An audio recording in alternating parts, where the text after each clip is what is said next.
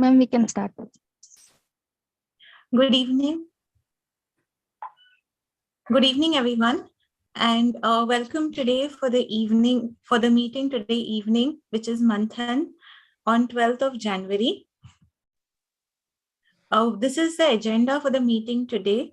We commence the meeting now, and we expect to end the meeting around 8:30 p.m. We start the meeting from a message from our program director, Dr. INO-VATE. We will then go ahead with the agenda of the discussion, that is transforming treatment paradigm for patients with relapsed refractory adult B-cell ALL. We will then end with the concluding remarks by Sir and vote of thanks from the team. It's my great honor and privilege to welcome Sir Dr. Linu Abraham Jacob. Sir is Professor and Head of Department of Medical Oncology at Kidwai Memorial Institute of Oncology, Bangalore. He is an astute clinician with over 20 years of experience. Sir has served as an editorial board with various journals, about more than 100 scientific papers in national and international journals. He's been a part of several multinational clinical research projects as PI and co-investigator, and has been invited as faculty in many regional and national meetings. We would proceed with expert discussion. The topic for today is transforming the treatment paradigm for patients with relapsed refractory adult B-cell ALL.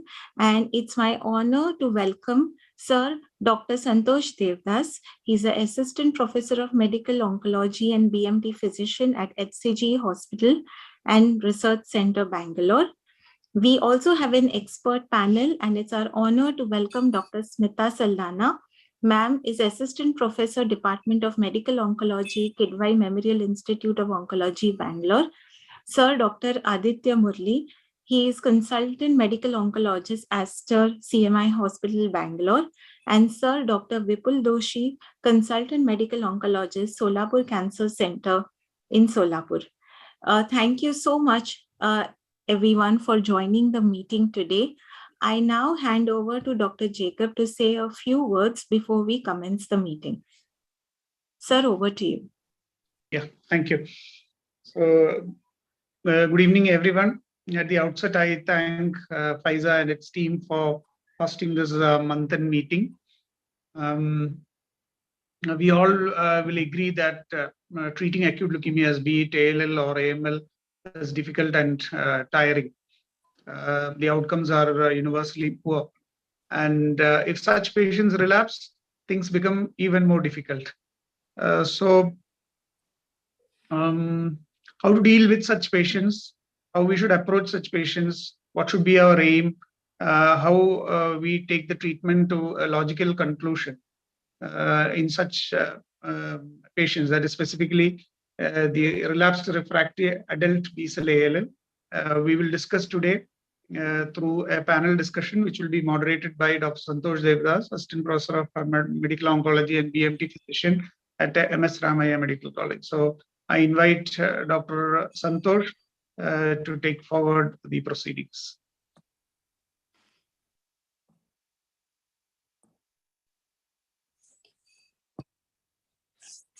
Am I audible? Yes, sir. Okay. Thank you, Linu sir, for the introduction.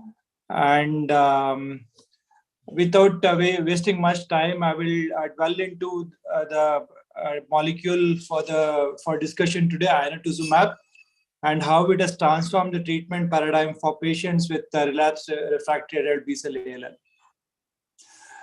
ALL. I will request Linu sir also to be part of the discussion and give his insights during the discussions. So we will start off with a few questions. We will ask Dr. Vipul, in your experience, how many adult patients with ALL do you see each year, and how many of them do relapse in your practice? I see almost like 8 to 10 adult ALL patients in a year, and unfortunately, like half of them usually do relapse, and only half of those relapsed patients are usually able to take treatment for relapse refractory ALLs. So like it's like what we say is, if I treat 10 patients in here, I see 1 or 2 patients who are actually eligible to take treatment for refractory relapsed ALL. Thanks for that, Dr. Vipul. This is data published some years back by Dr. Vivek Radhakrishnan, which shows relapse rates about 24 to 57% at various centers. And we should agree that in adult ALL, the outcomes remain poor, and there is a lot of improvement that we need to do as a community. So this is the data of outcomes in patients of various age groups of ALL from Europe that shows that as the age increases, the outcomes uniformly worsen. And above the age of 20 to 25 years, that's the adult ALL, the, the cure rates are hardly about 30 to 40%. Dr. Aditya, how do you approach a patient who comes to you newly diagnosed, and what are the evaluations that you ask when you work up these patients? Thanks, Santosh, for having me on board. Thanks, Faisal, for having me on board.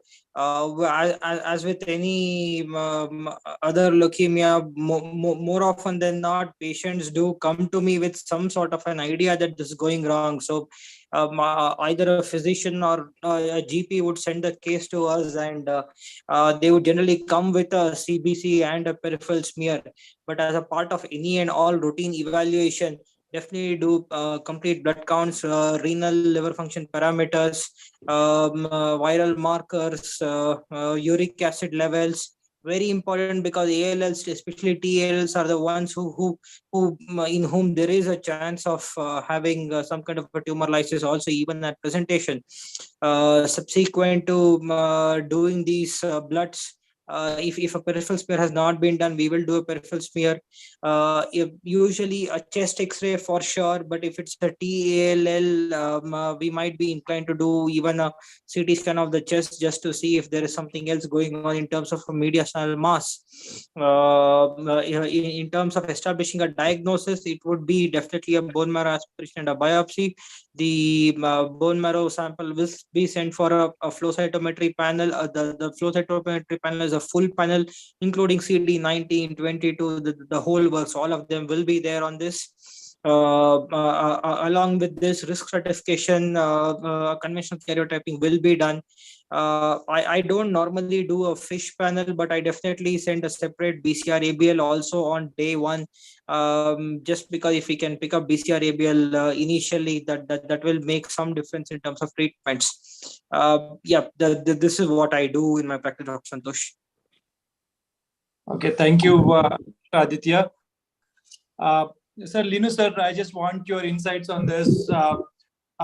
What do you, in general, do as a practice? Do you also do a NGS in your practice when you work these patients up? No, at our institute also, this is what we usually follow. We do a bone marrow aspiration, send it for morphology and smear. We do a conventional karyotyping, immunophenotyping. Additionally, BCR-ABL, because it makes a difference. We don't do NGS, neither interface fish. Okay, sir. Thank you. So, Dr. Smita, if you're there. Yeah. I'm there, Santosh. So, okay, so how many percentage of patients you see early relapse, and how many do you see in a late relapse? If you have, say, 10 patients who are relapsing, what percentage relapse early and relapse rate? So among the, I think almost close to 25 to 30% will relapse early, and another close to around 50% will relapse at some point of time, the ALLs, with our present protocols. And around 20 to 25% we see early relapse within the less duration of during the maintenance itself. And more than around 20% of them may be a late relapse. So I think in ALL, still our treatment, whatever regimens we are using, the multi-agent regimen, still we are not able to get a very good sustained remission. So, And mostly the bone marrow relapse. So most of the patients we use the BFM 95 protocol, and most of our patients we see that they come at close to 18 months or 24 months, they come back with the disease. Santosh, if I can just interject over here and ask you, do you do NGS, and if yes, in which one would you want to do an NGS? yeah, thanks, Aditya. We in our institute, we are uniformly trying to do NGS for BALLs because we feel that it makes a difference in terms of picking up Philadelphia-like chromosome, like Philadelphia-like picture, not the Philadelphia chromosome though. So if there is a CRLF2 mutation or a JAK2 mutation in the NGS, there is emerging data that we could use tyrosine kinase inhibitors. In addition, a NGS may also pick up like an MLL mutation, especially if it is a CD10 negative flow. And that is something we look carefully into. And in addition, in the flow, we also look at CD20 because we could use rituximab upfront in patients, adult ALL patients, and it's known to improve outcomes in addition to the chemotherapy. So do you use rituximab upfront in a BFM backbone? Yes, we've started using rituximab last 2 years. People, you have used various regimens, like people have have done weekly rituximab for 6 weeks in the initial 6 part of the induction. We do the more conventional 3 weekly rituximab if the patient is affordable. That rituximab runs throughout the intensive phase, is it? Yes, I have. If the patient is affordable, I've pushed it till the maintenance also, as per the GMEMA regimen. Thank you, Santosh. So going on, we all know that it's a poor prognosis subset when the disease relapses in adults with ALL. This is the survival curves which shows the MRC UKLL ECOG 2993 study, which is one of the largest studies till date in adult ALL. When relapse occurs, the outcomes are very poor, ranging between 3% to 12% based on the age. And also, the outcomes in the LALA 94 study show a 2-year OS of 11% and a 5-year dismal 5-year OS of 8% if the patient relapses. And as physicians who take care of ALL patients routinely, we also know that the challenge is to get these patients into remission and take them to transplant. And if the remission doesn't happen and the transplant doesn't happen, the outcomes are known to be poor, with the data showing that in a patient who's achieved CR, the median survival is 33 months versus 14.7, not 33 months versus 5.8 months in patient who doesn't achieve a CR. And when you look at patients who get a transplant, the survival curve plateaus at about 30 to 35% of survival in patients who get a transplant versus no patient surviving at 1 year if they don't get a transplant once they relapse. So a transplant and a CR are fundamental to outcomes in patients with relapsed ALL. And if you look at the NCCN guideline, we have various options that are available to us, which include a clinical trial, chemo plus TKI if it is a Philadelphia chromosome positive ALL, blinatumomab, which is an important drug. And we also have inotuzumab ozogamicin, which is anti-CD22 drug antibody conjugate. And we also have the CAR T cell therapy option that may become available to us in the near future.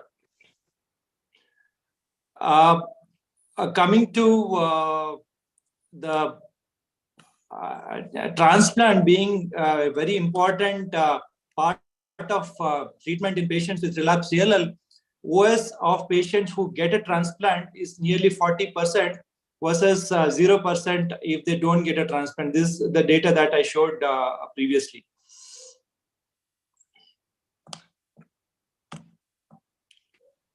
Sorry for that.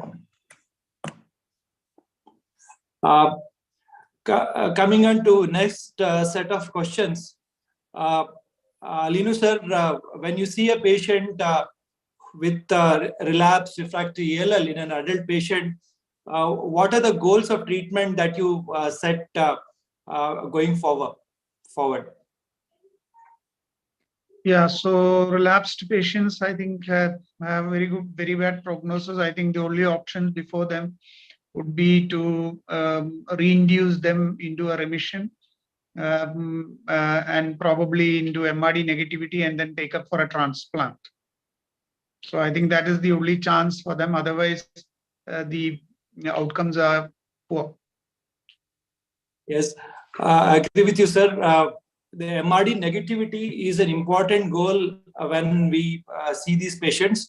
And at the same time, we want to treat them with the best available salvage regimen and make sure that we don't lose them during the salvage treatment due to toxicity of drugs or due to infection. And we want to take them to transplant in a MRD negative status to get best outcomes. Looking at the inotuzumab from the INO-VATE trial that was initially published in the New England Journal in 2016, and subsequent the long-term outcome was later on published in the Cancer Journal in a couple of years ago. If you look at this data, they randomized 326 patients between standard of care versus inotuzumab, and what they found was there was a persistently high CR rates and MRD negative rates in patients who were exposed to the antibody drug conjugate. And it was true in patients who received the drug in either in salvage 1 or salvage 2 or early or late relapse. However, patients who received the drug in salvage 1 tend to have a better outcome when they received inotuzumab, and patients who had a longer duration of CR tended to do better.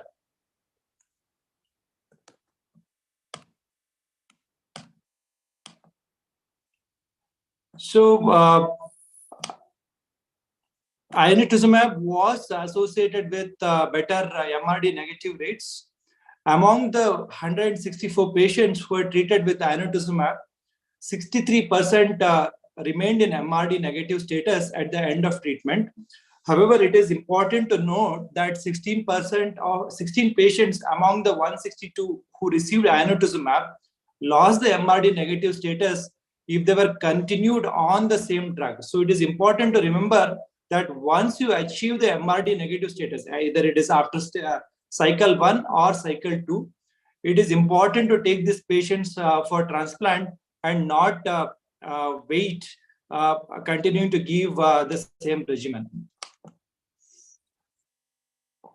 And the MRD negative rates were achieved in majority of patients at the second cycle. 87% of patients achieved MRD negativity when they received inotuzumab, and continuing this drug beyond second cycle did affect survival. And patients who went to transplant after receiving 2 or less than 2 cycles of inotuzumab tended to do better when they went for transplant because of less toxicity when they got the transplant. And as we all know, the MRD negative status when the patient goes for transplant means better outcome post-transplant. And patients who got inotuzumab and had MRD negative status when they went for transplant did much better in terms of both PFS and OS when they went for transplant in an MRD negative status. It's also important to give this drug in the first salvage itself and try and achieve the MRD negative status. If you look at this Kaplan-Meier curve, patients who were MRD negative in salvage 1 did better compared to patients who were MRD negative in salvage 2 and who received inotuzumab compared to patients who received the standard of care. Achieving MRD negativity and receiving transplant was associated with the best outcomes, and patients who did achieve MRD negativity and get a transplant had a median survival of 19.2 months compared to patients who were MRD positive and who didn't get a transplant, who had a dismal median overall survival of 6.3 months. It is important to note that the INO-VATE study, though very impressive, did not meet its primary endpoint of overall survival, and they were able to only demonstrate a PFS benefit when compared to standard of care. This is probably because of higher frequency of early death post-transplant in the inotuzumab arm because of infections and VOD. That is something to closely watch out for when patients do get inotuzumab. This has also been our personal experience that it is very smooth when we use inotuzumab in the relapse setting. And once they get into remission, the biggest challenge is in the first 100 days post-transplant, where they tend to get higher risk of infection and veno-occlusive disease. If they cross this period of 100 days post-transplant, they are likely to do better if they have received inotuzumab. Looking at the outcomes in terms of toxicity outcomes, patients who received inotuzumab did well before transplant in terms of the risk of febrile neutropenia and other common grade 3, grade 4 toxicities one comes to expect when we treat patients in the relapsed refractory setting. Inotuzumab increased the risk of VOD, and when it was given prior to transplant, the risk of VOD was greater in patients who underwent transplant after inotuzumab and who received double alkylating therapy. That I will allude to in the next few slides. So coming back to a few more discussion topics, Dr. Vipul, when you treat these patients, what is your favorite regimen? You use a chemo backbone, or have you started shifting over to a targeted regimen like inotuzumab? I have treated 3 patients, and in all 3 patients, I initially used as a chemotherapy regimen, like hypercivate kind of a regimen for this first salvage therapy for these 3 patients. And I have used inotuzumab after failure of this chemotherapy, so like as a kind of a second salvage therapy. But now looking at this data, I would like to consider using inotuzumab as a first salvage therapy whenever possible. So, Dr. Vipul, what was your experience when you used this drug? Did you use it in 3 patients with INO? In the second? No. I have used in 1 patient only. After using the 2 cycles of hypercivate, the patient was not going into the CR. And so that is his fitness was so good, so that I have tried inotuzumab 1 cycle. But still, unfortunately, he did not go into CR. They were blast almost 30-40% on the peripheral smear. Right. Okay. Santosh, can I ask you one question at this junction? So Yeah. even we had a patient who we had a early relapse, initially treated by BFM 95. We tried giving hypercivate, mini hypercivate. He didn't go into remission. Then we gave him a cycle of inotuzumab. The only concern was, again, his blast was high. So the 1 cycle we have given, but the blast percentage still remains. It had cleared off, in the peripheral smear, but the bone marrow shows almost close to 60% blast. Now, is there a benefit of giving a second cycle of inotuzumab? If Being you transferred look at the the data, it makes sense to continue to try and give inotuzumab even for the second cycle, because the CR rates continue to improve if you continue the drug. As long, but my take on this is that as long as at least you're getting a reduction in the blast percentage, and you have proven that the these blasts are CD22 positive on flow. No, we have our flow cytometry. We do not do the CD22, so we have not done a specific CD22 marker for the thing. So when I looked at the data literature, there are more than 90% of relapsed ALLs are CD22 positive. However, one of the reasons for failure may be that the blasts have lost CD22, and we could look at that and make sure that it is CD22 positive, and then only move on. So I think still giving a second cycle. Before giving the second cycle, it would be good if you're able to look at the CD22 and then prove it that CD22 positive, and then go ahead. Okay. So how has been your experience with inotuzumab? In the first cycle, you've been having responses, or you had to use 2 cycles? Yeah, I had a brilliant experience with inotuzumab. I'm waiting for the next patient whom I can use it. I used it in a relapsed patient with ALL, and patient went into remission in 1 cycle itself, in MRD negative remission. I took the patient for a haplotransplant, and again the post haplotransplant was the challenge. Though I used after a lot of thought process, I used only 1 alkylator, that is melphalan, flu-mel regimen. Though we don't do that in our regular haplos. He had a VOD, grade 3 VOD at day 15, day 16. And we had to give him defibrotide, and he came out of it. And by day 40-45, he developed hemorrhagic cystitis due to adenovirus. That was COVID time. We had to really work hard to get him out of hemorrhagic cystitis that lasted for 2-3 months. And then he went home. He survived for 1 year post-transplant. At about 1.5 years after transplant, he unfortunately relapsed and died. So Santosh, if I may, 2 things here, Dr. Smitha. One is that CD22 is something that it's not too tough to incorporate in a regular flow panel, so we must try and incorporate. I think the other thing is that in the INOs which I have used, I don't do a bone marrow reassessment after cycle 1. If the peripheral blood is reasonably clearing and if the platelet is picking up, I think after cycle 1 doing a bone marrow, it will it's neither here nor there kind of a picture happens. So given the INO-VATE data which says that 2 is probably a ideal node to hit.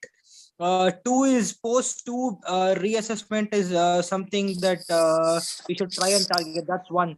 The second thing here is that although we all balk at the cost of inotuzumab, giving hyper-CVAD and doing the post-hyper-CVAD supportive care, the bill is definitely going to run into 8-10 lakhs just with the post-hyper-CVAD supportive care.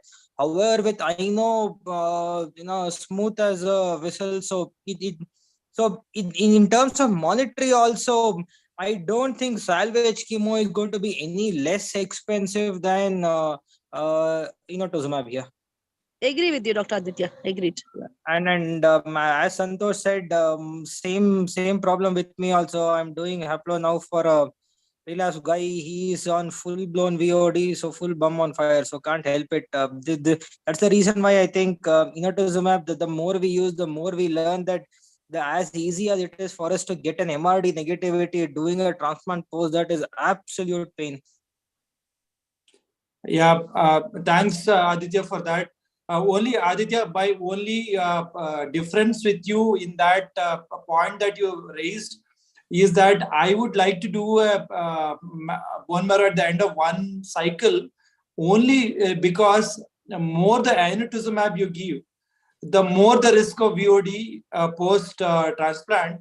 So I would like to limit the number of inotuzumab to 1 and achieve MRD negative status and take the patient to transplant. In case he is not MRD negative, then I would like to go on to a second cycle, especially to reduce the risk of VOD post transplant. So Santosh, I'm asking because I don't know. Was there any data to look at 1 versus 2 VOD rates in the post transplant setting in the INO-VATE trial? From what I remember, when I viewed the original literature, it is not there in the slides that are provided by Pfizer. 1 versus 2 also there is a difference in the VOD rates. Okay, thank you. Okay, so going back to a few more questions. Again, this I think we all answered. Probably something like inotuzumab, which is smooth as a whistle, would be a better salvage in terms of cost, in terms of outcomes and MRD negativity. So moving on, the rates of complete remission and MRD negativity with inotuzumab treated patients was good, irrespective of the salvage status, that is salvage 1 or salvage 2. However, in patients who received it in salvage 1, the CR rates and the MRD negativity rates were higher.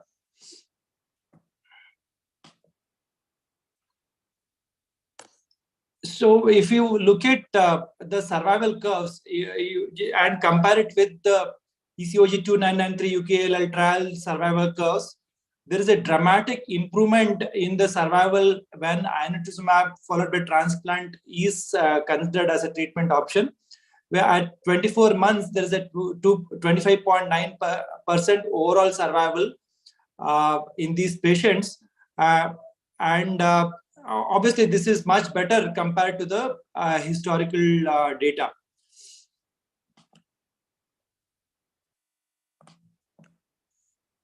So this is the same thing. Again, talking about toxicity, VOD incidence appear to be greater in patients who got inotuzumab in second salvage, and it's important to try and use it as a first salvage option. And as Dr. Smita was mentioning, irrespective of the blast count, the inotuzumab seemed to work. Again, putting the ball in your court, Smita, what is your, do you look at blast percentage when you make salvage treatment decisions, or what is your, how do you make your choices? Normally, no, but because we were using targeted therapy, we looked at the blast count, and then I'd say Smita, we lost you for some time. Smita, are you there? blast count should be less than 10%. So we gave VCR and vincristine and Visolone. We started on a pulse therapy of Visolone and vincristine for this particular patient. For 30 seconds, Smita. We lost you for 30 seconds. Can you repeat that? So yeah. So normally we do not look at the blast count, but because we were using, if you're using targeted therapy, then we do look at the blast count. In literature, I think it is mentioned that it is better to get the blast count less than 10% and the WBC count less than 10,000. Otherwise, the chances of tumor lysis may be higher. So we used a pulse therapy of vincristine with Visolone to reduce the blast count in this particular patient. Okay. So this is again something that I picked up in a review article. It is better to use inotuzumab or chemotherapy if inotuzumab is not feasible. If the blast count is 50% or more, or maybe on the higher side. And we could use a choice of blina if the blast percentage is low. Again, Blina is not accessible in our country. However, we have used Blina in a patient with a low blast percent after importing the drug, and it seemed to do well. So this is again showing the data of how inotuzumab works well, irrespective of the blast count, less than 50%, more 50 to 90%, or more than 90%, both in terms of CR rates or MRD negative status. Coming to the proportion of patients who proceed to bone marrow transplant, that also remained pretty high when patients used inotuzumab. So overall, the inotuzumab improves survival irrespective of the bone marrow blast count, and would be an excellent choice in patients with a high bone marrow blast percentage. And to show you some more data on a rarer subtype of ALL, that is the extramedullary relapses or B lymphoblastic lymphomas, outcomes appeared improved with inotuzumab versus standard of care in terms of complete remission rates when this drug was used in this rare subset of patients, though the numbers are small. So what is your experience? I'll ask this question to Linu sir. Once a patient relapses, have you collated any data, sir? Like say, for example, from Kidwai, once they relapse, what is the cure rate that you have seen at your center? Yeah, we have not collated the data, but I am sure that once the patients have relapsed, I think the 2-year survival is going to be less than 10%. Yeah, yes, sir. So I'm sure it remains dismal at most centers with regular chemotherapy, and inotuzumab is an excellent option in a lot of these patients. If you look at the long-term overall survival data in the INO-VATE trial, the 2-year probability of survival is much higher with inotuzumab at 23% compared to only 10% with the standard of care chemotherapy.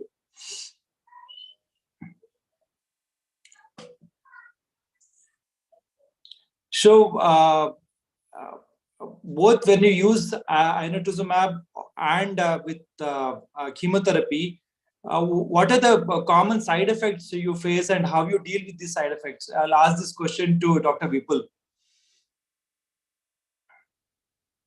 And do you do anything in specifically to reduce the side effect of these drugs, especially inotuzumab, in terms of VOD risk? I'm not able to comment on the VOD risk, but the adverse effect of what I have seen with the inotuzumab drug is cytopenias. That again were easily manageable. Like it's not like difficult, or it's not like a febrile neutropenia which required an admission. So I had seen some cytopenias which were easily manageable, and the VOD incidents I am not able to comment on it. Okay, Dr. Aditya, any inputs on this about how you approach these patients in terms of VOD risk or other possible toxicities you could anticipate during therapy and during transplant?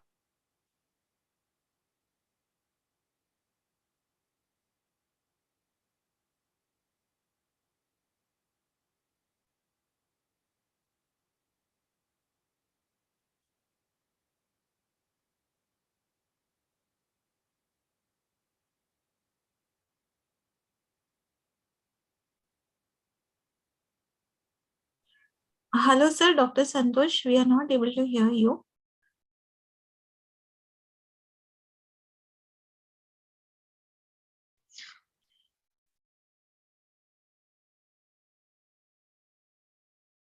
I think, ma'am, there is some network issues. Okay.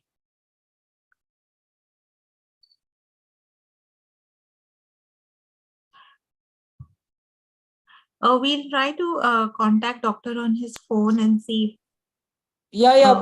Sorry. I just joined in. Please, if you can repeat. Okay, sure. Thank you, sir. Santosh, please repeat.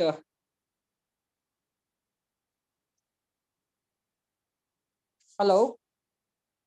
Yes, Yeah, sir. I think Dr. Santosh has got logged out. I think there is something happening with this. Even I am logging in, logging out. So something is happening to mine also. Is it? Okay. Okay, yes. Now I think now I am clear. I think Dr. Santosh is the only one who's logged out, I guess. Okay, we can see him with one connection.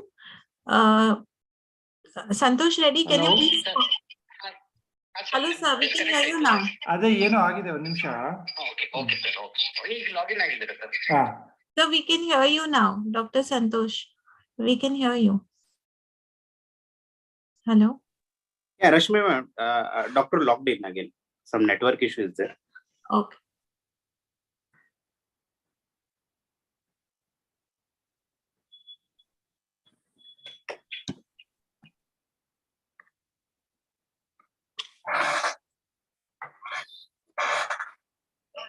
Doctor joined, ma'am. Sorry about that. There is some technical problem with the. Can you hear me? Yes, sir. We can see you and hear you as well. Okay. So I was asking Dr. Aditya, have you figured out something extra in terms of VOD risk and how to manage this? Absolutely not. So what eye conditioning I tried to do was I tried to do flu TBI, and again full it's all up in flames now. I don't know what is the right answer for this. So with whatever data that we have, and this is all trying to do a subgroup analysis to see less alkylators, pre-existing liver disease, and all of this. There is still no one single way to tell who will get into VOD. What I did try and what I spoke to, what I found out when I spoke to some people was that there is a prophylactic defibrotide protocol which runs from day+3 onwards, which some people are using. So if funds is not a problem, potentially even before any amount of VOD sets in, we can try and use defibrotide from day+3. But once VOD set in and once we are using it, we are always behind the curve. Okay. Thanks for that, Dr. Aditya. I would, if I do a transplant next post inotuzumab, I would definitely use prophylactic prophylactic defibrotide because of like poor experience with VOD in this setting. And again, the good news is that we are going to get generic defibrotide very soon, and that should be of interest to Pfizer also.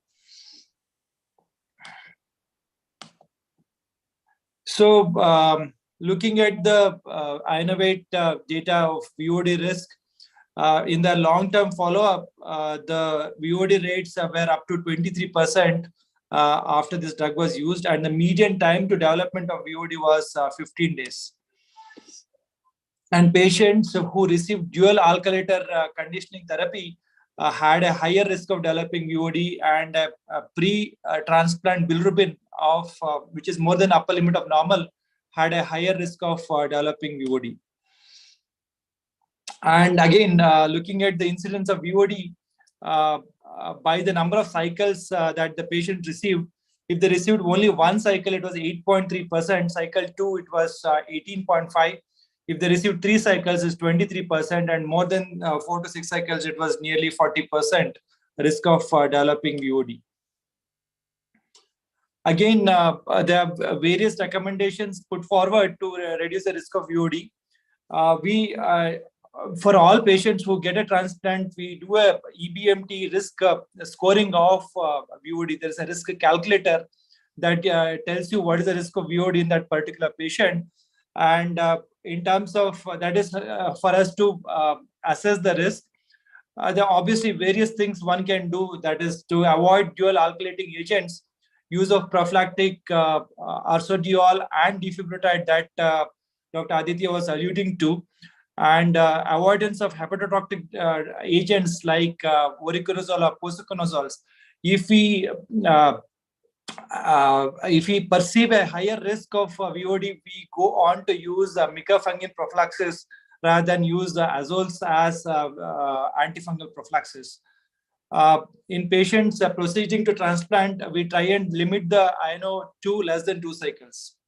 And obviously, during transplant and post-transplant, we monitor closely for development of VOD, and we try to limit the risk of VOD by making sure that the patient is not retaining fluid, and whatever needs to be done to reduce the risk of VOD.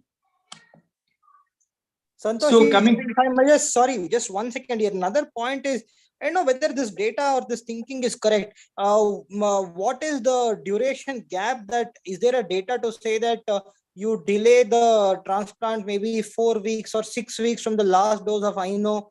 Will that reduce the risk, or is there like an ideal time between start of transplant and the last dose of INO? Yeah, good question, Aditya. I'm not too sure. Maybe we'll have to look at that paper closely of how long they took between the last dose and INO. However, I get worried if it's become more than 4-6 weeks, because sometimes patients tend to relapse again, and then you are square one. So again, I kind of feel that it is between 4 to 6 weeks and more, not more than that. Okay, thanks. So coming to the cost burden, all important question of the cost that we have to deal with on a day in and day out basis in patients when we're treating in India. So Dr. Smita, what's your take on this? Aditya actually spoke about what's your take on using inotuzumab in terms of or versus chemotherapy? And you think inotuzumab is cost effective because of low supportive care requirements? See, I think for a patient who is going into a private ward or in a corporate setting, or even in our setup in Kidwai, if they are going to spend everything, it's a class 1 or class 2 patient. The patient for any high dose chemotherapy or hyper-CVAD, if they develop any kind of complication, febrile neutropenia, roughly per cycle, the cost will come up about 3 lakhs to 3.5. So I think that way, if you look at it, definitely a patient who is affordable for inotuzumab, it is cost effective. So you're using it in the first salvage and then using the inotuzumab. But the unaffordable strata of patient, or the reimbursement or the supported, the government schemes, for those people, I think because it is totally free for them, we are able to manage in the giving chemotherapy as a salvage protocol. But for a paid patient, I think inotuzumab is definitely going to be more cost effective.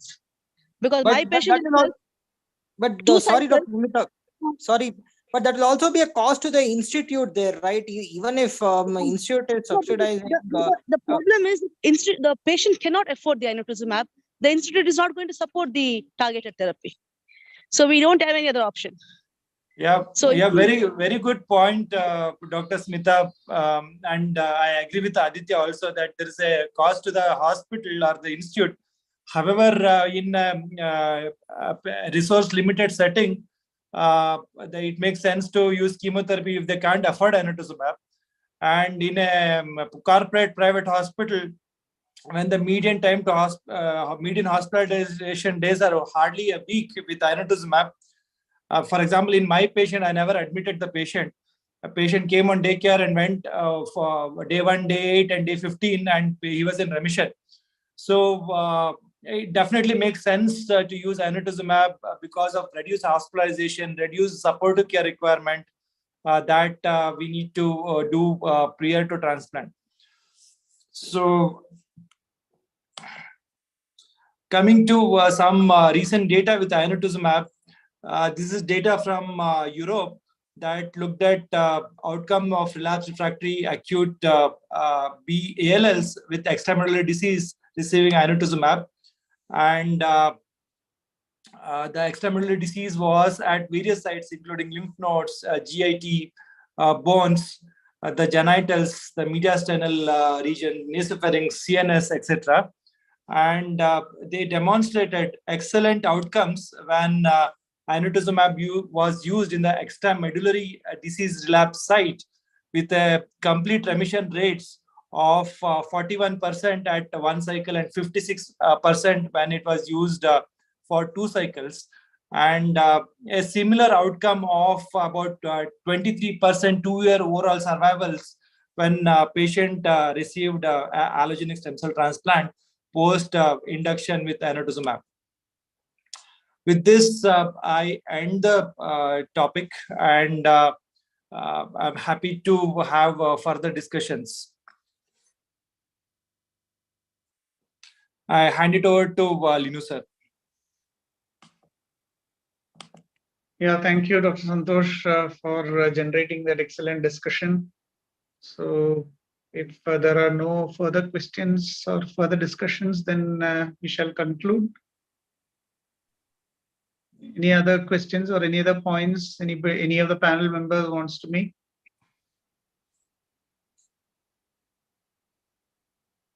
Okay, if not, I would conclude inotuzumab ozagamicin has emerged as one of the important treatment options for relapsed or refractory adult B-cell ALL, of course, for CD22 positive patients. Gives better CRs, better MRD negativity, higher PFS, even though the overall survival did not bring about a statistically significant difference. Works even with higher blast percentage. So of course, all these patients we need to consolidate with an allogeneic stem cell transplant to have better outcomes. Look out for veno-occlusive disease. Probably try and limit the number of cycles to prevent veno-occlusive disease. Avoid dual alkylating agent conditioning, again to reduce the risk of VOD. And the other important point being that the inotuzumab ozagamicin works even in the extramedullary relapses. And of course, the cost effectiveness is, of course, definitely as compared to the salvage chemotherapy and the associated complications and the supportive care required to tide over such complications, inotuzumab ozagamicin is definitely a cost-effective option. And also, I think probably for bringing out the larger point that many a times we miss the larger picture, especially in the government institutions, because the approvals come delayed. So we know that a very important point which was brought out that the total cost of therapy may be lesser with inotuzumab ozagamicin, but of course not approved in the schemes, government schemes. So I think with that, I would like to thank Dr. Santosh Devadas as well as all the panel members for that very enthusiastic panel discussion. And over to Pfizer. Thank you so much, sir, for your amazing this amazing discussion. And now we would open the forum for any question and answer. I will ask if there is any question and answer in the chat box. Rukaiya, you can just check. No, ma'am. There's no question, ma'am. Yes.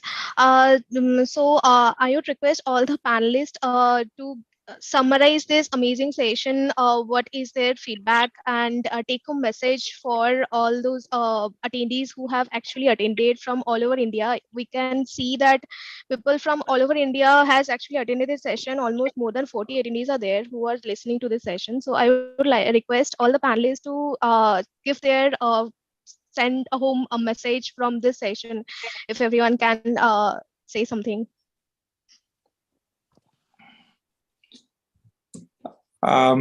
Yeah, thanks for that. And in fact, Linu sir did summarize it very nicely. He covered all the points of use of inotuzumab. The cost effectiveness, the efficacy, irrespective of the blast count, the increase in CR rates, MRD rates, the ability to take patients for transplant when we use inotuzumab, less toxicity in terms of febrile neutropenia when we use inotuzumab. We need to watch out for the risk of infections and VOD post-transplant. Need for a close look at VOD post-transplant and ways to prevent VOD post-transplant when we use inotuzumab. All of this were nearly nicely summed up by Linu sir, and I'm just repeating what he just did mention. Thank you, sir. Yes. From my side, it would probably the other thing I would want to add here is with INO-VATE. I mean, doing a transplant is definitely going to be difficult. So as more and more people use INO and then try a transplant, they are going to see that. But the new CAR-T thing is definitely here. It is going to be used more and more in the near future. So I think a lot of newer paradigms would come. So just purely in terms of relapsed refractory ALLs, this is a fairly exciting time to treat this extremely difficult subgroup of patients. So we have already probably moved away from second line chemo, rather than we moved to salvage INO or Blin as second line over here. Post salvage INO or Blin, are we going to do CARs or are we going to do a transplant? The case can be made that if we have done inotuzumab, instead of doing a transplant and dealing with the inevitable VOD problems or the infection related problems, it's we might want to do CAR T cell or maybe do a CAR and then do so lot more new developments would come in this space, and final word is definitely not yet written. Okay, sir. Thank you for your feedback. And also, Dr. Vipul Doshi, if you have any take-home messages, so please do. Yes, I completely agree with the points made by Linu sir and Dr. Santosh, that inotuzumab is considered as a first-line salvage therapy options for relapsed BCLs which are CD22 positive, considering it as a bridge for the further consolidative therapy like a transplant. So we have to look into the not what we can't say is a non-toxic, but it's a less toxic therapy as compared to the chemotherapy. Yes, it's pretty usable. Thank you, sir. Ma'am, ma'am, are you there? I think ma'am is actually not there in the meeting. Thank you so much, everyone. And also, Linu sir, do you have any take-home message for the entire group? Yeah, I think I had already summarized. That's it from my side. So we can wind up. Yes, sure. Last time I just wanted to ask if Rukaya, is there any question? No, ma'am. No questions. Okay, sure. So from Pfizer, I would like to thank all the panelists over here today for having this amazing discussion, and also thank you for and also I hope Dr. Santosh sir, you will get you get another patient to try on Inonza, as you mentioned during your conversation today, and also yeah, I would ask Rashmi ma'am, and do you have anything to conclude for the session? I would just like to thank everyone for sharing your thoughts and your experiences today at the meeting. We are very happy to have you, and the discussion that we had was immensely, it was a great learning for all of us. And we would like to host this meeting again with all of you and see you soon. Thank you so much, and looking forward to connecting with you all again. Thank you. Thank you. Thank you. Thanks and good night. Good night. Thank you. Thank you. Thank you, doctor. Thank you. Good. Thank you, everyone.